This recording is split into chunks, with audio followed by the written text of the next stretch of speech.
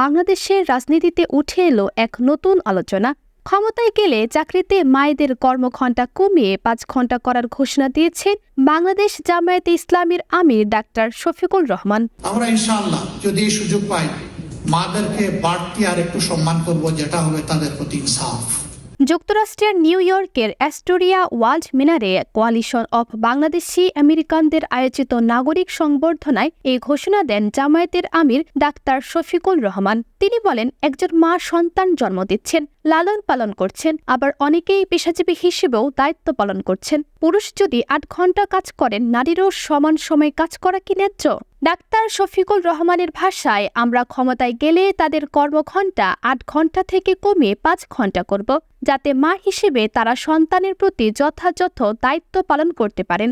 জামায়াত আমির আরও বলেন, আমরা যদি সুযোগ পাই মায়েদের বাড়তি সম্মান দেব, এটা হবে তাদের প্রতি ইনসাফ। একজন মা সন্তান জন্ম দিচ্ছেন, লালন পালন করছেন, আবার কর্মক্ষেত্রেও দায়িত্ব পালন করছেন।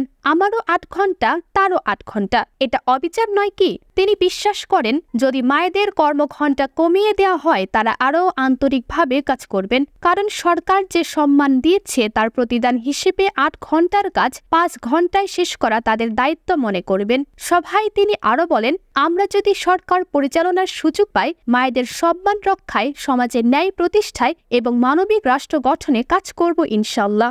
এছাড়াও মানবতা বিরোধী অপরাধের বিচার নিয়ে জামায়াত আমির মন্তব্য করেন, আমরা জানি বর্তমান সরকারের মেয়াদকালে সব হত্যার বিচার সম্পন্ন করা সম্ভব নয়, তবে জাতি চায় সরকার বিদায় নেওয়ার আগে অন্তত একটি দৃশ্যমান রায় দেখুক, যাতে ন্যায় বিচারের প্রতি মানুষের আস্থা ফিরে আসে। আমরা চাই প্রকৃত বিচার, মিথ্যা মামলা নয়, ন্যায়ভিত্তিক বিচার প্রতিষ্ঠা করতে হবে। প্রবাসীদের ভূমিকা নিয়েও তিনি কথা বলেন।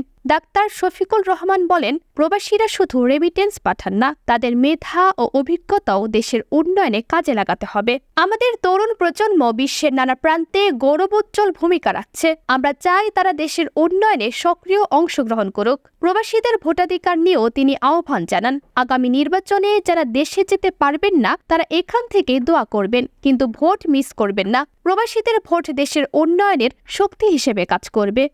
তামান্না আক্তার মীরা, আগামী সকাল নিউজ, ঢাকা।